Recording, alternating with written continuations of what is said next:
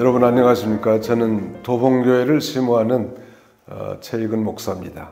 이번에 제43차 우리 대한예수교 장로회 개신총회 총회장으로 한 해 동안 섬기도록 이렇게 부름을 받았습니다.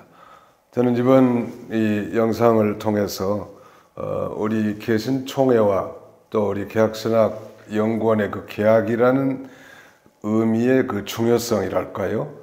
우리 자신들이 이 개신총회에 속해 있고 또 우리 학생들을 기르는 개혁신학연구원의 그 개혁이란 말이 왜 쓰였으며 그 중요성이 무엇인가? 특별히 개혁신앙과 개혁신앙에 대한 간략한 이해를 돕고자 합니다. 이 개혁이란 말은 히브리 말로는 베리트라고 하고 우리 영어로 번역은 카바난트라고 하는데 언약 혹은 약속이란 말로 이렇게 대치될 수 있습니다. 근래는 이 계약이란 말이 언약으로도 더 많이 쓰이고 더 쉽게 와닿는 것 같습니다. 왜냐하면 그 언약이란 말씀은 말씀 원자에 약속할 약자니까 말씀으로 약속한 것이라고 할 수 있겠는데요. 우리 총회 이름이 개신총회니까 저는 계약이라는 말을 더 쓰고 싶고 더 애정이 갑니다. 이 계약이란 그 인격이 결성하는 것인데 우리 인격적인 하나님께서 이 사람을 인격적으로 상대해 주시고 이 계약이라는 수단을 사용하시는 것입니다. 그러므로 이 성경에 나타나는 계약이란 우리 하나님께서 당신의 구원 계획을 약속의 형태로 인간들에게 계시하신 그런 입법적 행위라고 말씀드릴 수 있습니다. 여러분도 다 들으셨겠지만 계약에는 크게 두 가지 행위 계약과 은혜 계약으로 나눌 수 있고 아담이 말하자면 금령의 열매인 선악과를 따먹음으로 하나님 앞에 그 계약을 위반해서 결국 타락하지 않았습니까? 에덴에서 쫓겨났단 말이에요. 사실은 하나님께서는 사람을 창조하시고 즉 자기 형상대로 사람을 창조하시고 더 높은 수준과 상태에 이르기를 원하셔서 행위 계약을 주셨죠. 그 선악과를 따먹지 말라는 것이죠.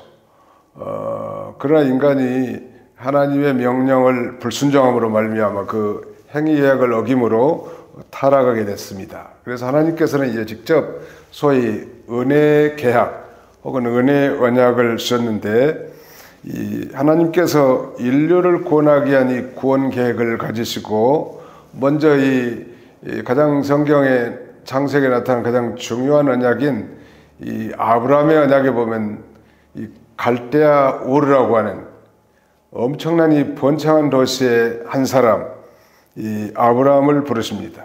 이 아브라함은 셈 경건한 계통의 셈 가계 출신인데 그리고 이 아브라함과 계약을 체결합니다. 이것을 소위 그 유명한 아브라함 계약, 에이브라미c 커버넌트라고 칭하는데요. 창세기 12장 1절 이하에 보면 여호와께서 아브라함에게 이렇게 말씀하십니다. 너는 너희 고향과 친척과 아버지의 집을 떠나 내가 내게 보여줄 땅으로 가라. 내가 너로 큰 민족을 이루고 내게 복을 주어 내 이름을 창대하게 하리니 너는 복이 될지라. 너를 축복하는 자에게 내가 복을 내리고 너를 저주하는 자에게 내가 저주하리니 땅의 모든 족속이 너로 말미암아 복을 얻을 것이라 하신지라 그랬습니다. 땅의 모든 족속이 너로 말미암아 우리가 다 짐작한 바처럼 너는 바로 너의 씨로 말미암아 장차 아브라함의 씨를 통해서 오실 인류를 구원할 메시아 즉 예수 그리스도를 믿음으로 말미암은 칭의의 축복, 예수 그리스도를 믿음으로 말미암아 영생과 구원 그리고 하늘 기업의 상속자가 되는 이런 축복을 주겠다고 약속한 것입니다. 그러므로 이 아브라함의 약속에는 결코 유대인만 해당되는 것이 아니라 땅의 모든 족속이 다 해당되는 것입니다. 우리가 이 사회생활하는 가운데 많은 계약을 체결합니다. 이런 계약을 우리는 소위 bilateral contract라고도 말하죠. 어떤 쌍무적인 계약이라고 할까요? 보험 계약이나 자동차 계약이나 이것은 이 파는 자와 사는 사람 그 다음에는 계약자와 피계약자 사이에 가장 최선의 적정선을 마련하고 양측이 합의해서 사인을 하지 않습니까? 그런데 이 은혜 계약은 사실은 하나님께서 주신 은혜로 주신 일방적인 계약입니다. 유니레터럴이라고 합니다. 유니라는 건 하나잖아요. 레터럴인 건 어떤 측면, 일방적인 측면으로 이렇게 이 아브라함과 계약을 체결하지요. 중요한 것은 아브라함과 맺은 그 계약의 핵심 내용인데 그 핵심 내용은 두 가지. 첫째는 자손이고요. 다른 하나는 땅입니다. 1차적으로는 아브라함의 후손, 즉 사라를 통해서 날 이삭을 주겠다는 것이 해당되겠고, 그 다음에는 그 후손들이 가나안 땅에 살게 될 걸 약속한 것이지만 예언적으로, 아니 궁극적으로는 아브라함의 후손인 또 다윗의 후손인 이 메시아, 즉 예수 그리스도를 통해서 말하자면 예수 그리스도가 나실 것을 예언한 것이고, 그리고 그를 믿는 모든 자가 하늘 가나안 땅, 저 천국을 소유하게 될 것을 약속한 것입니다. 다시 말씀드리면 아브라함의 계약은 아브라함의 혈통을 통해서 인류를 구원할 메시아를 보내주겠다는 것과 궁극적으로 이 하늘 가나안 땅인 천국을 기업으로 줄 것에 대한 약속인데, 이처럼 한 개인의 소명으로부터 시작해서 한 가문, 한 민족, 아니 그리고 온 인류에 이르는 이 점진적 발전 과정을 통해서 궁극적으로 아브라함의 씨인 예수 그리스도 한 개인을 통해서 택한 백성들을 죄에서 구원할 계약을 체결한 것입니다. 그를 믿는 자에게 소위 칭의, 의롭다 칭함을 받게 될 것인데, 바로 이 칭의 받은 자들이 하늘의 별과 같이 바닷가의 모래와 같이 많게 될 것을 말씀하신 것이죠. 아브라함은 나이 99세가 됐어도 사라에게서 이 아이가 잉태하지 않았죠. 분명히 하나님과 약속을 하긴 했습니다만, 그래서 이 자기 집에서 기른 충성된 종 엘리에셀을 자기의 상속자로 삼으려고 합니다.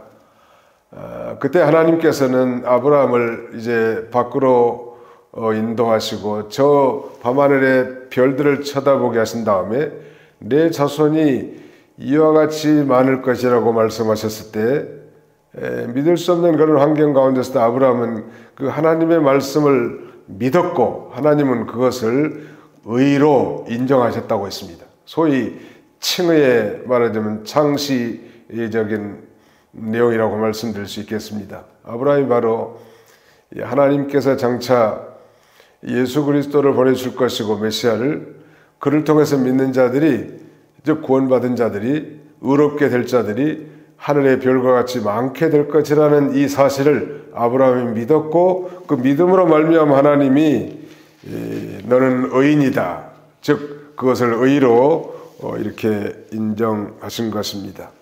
백성을 구원하기 위한 하나님의 구원 계획의 계시는 이제 애굽 땅을 떠난 지 출애굽한 이후에 한 3개월쯤 됐을 때 시내산에서 더욱 펼쳐지는데요. 즉 언약의 점진적 발전 과정이라고 할 수 있겠습니다. 아브라함의 언약보다 이제 한 430년 후에 이루어질 소위 유명한 시내산 계약입니다.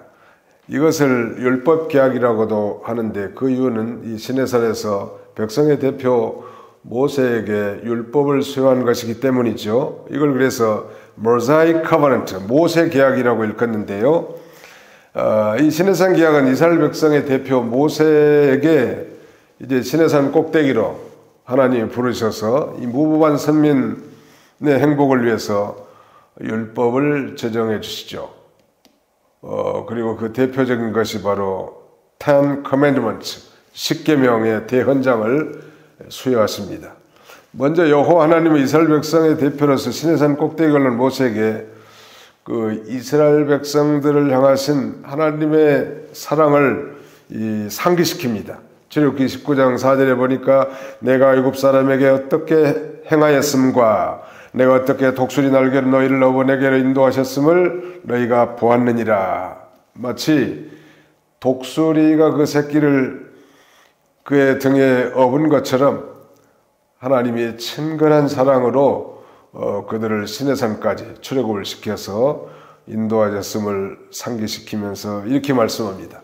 세계가 다 내게 속아 있나니 너희가 내 말을 잘 듣고 내 언약을 지키면 너희는 모든 민족 중에서 내 소유가 되겠고 너희가 내게 대하여 제사장 나라가 되며 거룩한 백성이 되리라 라고 이렇게 소위 유명한 시내산 계약을 체결하는 것입니다.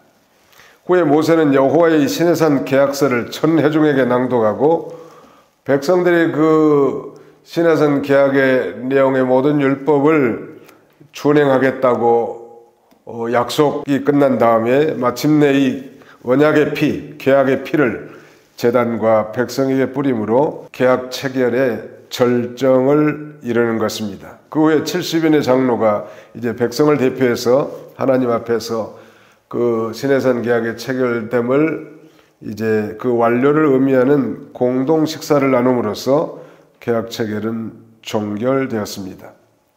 이제 이 무법한 이스라엘 백성들은 하나님 여호와 하나님의 통치하에 그분의 법을 따라야 하는 공식적인 법이 있는 신정 국가로 출범하게 된 것입니다. 뿐만 아니라 이제 여호와 하나님의 보호 아래 은총을 누릴 수 있는 이제 거룩한 제사장 나라로 성별되었습니다.